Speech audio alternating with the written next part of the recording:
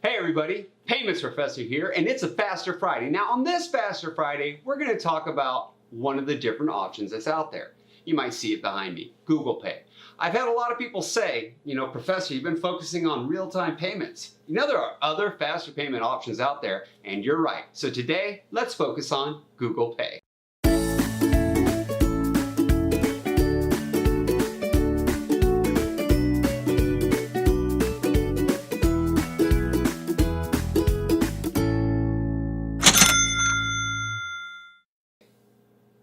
Now, what exactly is Google Pay? Well, if we look, Google Pay is something that was reorganized by Apple Pay and the Google Wallet into a single service that's called Google Pay. Google Pay is one of the lower cost options that's out there and available when it comes to all of our different pay options. And there are several of them, and we'll have multiple videos to be able to explain many of the different pay options that are out there. There are no fees when you use debit cards or you transfer money to your bank. However, there is a 2.9% fee, at least at the time of this filming, when it comes to using credit cards and transferring with credit cards. Now, Google Pay can transfer just about as much as, well, really as much as PayPal can. We see a $9,999 limit. Truth is, we know from our research and other videos that that's pretty high dollar, especially when it's a product that is intended to be used for the consumer. And because it's used by the consumer, we don't typically see that high a dollar amount. Business to business, yeah, you're going to see a lot higher dollar amounts. Now, what's really cool about Google Pay is its integration with Google services.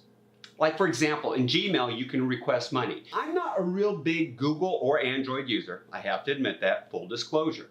If you are, and you'd like to test this out with me, like maybe you want to send me some money using the Google Mail service, all right, you want to use Gmail? Send an email to kevin@paymentsprofessor.com and I'll be glad to accept money from you. I'll send you a request for funds because that's one of the ways it works. With the email address, I can send a request for funds. You could also send money using Android Message. Again, I don't have that service, but if you'd like to test it out with me, send me an email and I'll send you my information so we can start messaging back and forth.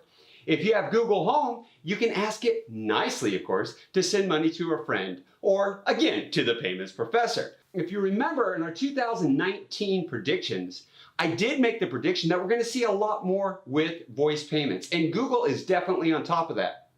Hey Alexa, what can you do for payments? Alexa, what can you do for payments? Sorry, I'm not sure. Too bad. If you choose to use the actual Google Pay app instead, it's simple as pressing the option to be able to send money and entering a recipient's email address and or phone number, and poof, it's done. That's really important because one of the things that we have in some of our applications that causes a problem is needing to know routing and account numbers. A lot of people have no idea what that information is or how to find it. I can tell you from personal experience using multiple bank accounts and credit unions, some it's very simple to find. Some it's actually a chore. One, they're protecting me by masking it, and for me to figure out how to unmask it and get it, it's quite difficult. So when it's as easy as being able to just use an email address and or phone number, makes it a lot simpler. And we see that amongst a lot of our P2P payment options. Another thing that we'll see is because it's on the phone, there is some added security because you can have the thumbprint or you can have the Face ID, another one of our predictions. And that just gives us an extra layer of security or an extra layer of protection. Alexa, what are you doing to protect me? Sorry, I'm not sure. Again, we know that it's there and it's being able to help us. However, transferring money to your bank account out of Google Pay can take some time. It can actually take up to 3 days. That's quite common amongst most of our pay options. I do have to say, I'm not going to say it sets them apart, makes them any different. Because in most of our pay options, like Google Pay, they are closed networks. You join into that network, and if you are sending money to somebody in that network, it's quite simple to be able to use. This app, though, is also professed on their website, from what I've read, to be able to do contactless payments. Again, I'm not an Android or Google user, so I haven't been able to experiment with this, but just seeing and knowing that the possibility of doing contactless payments are available actually has me thinking about it. What can I do to be able to change? I wonder if Apple's thinking about that, because I am an Apple user and I would like to be able to have that capability. What's really cool is you can even purchase flight or concert tickets using the app. Whoa. I don't know about y'all, I travel a lot and I love going to concerts. So that's something that makes it really appealing to me. And as you're gonna find in a future video, if we look at things like WeChat and Alipay, that is what has a huge appeal in other countries for being able to use those apps. The ability to do more than just send money, be able to make those purchases. But we'll have more of that again in a future video. If you want to send money to family and friends, I would say test out and use Google Pay Send. It is only for peer-to-peer transactions.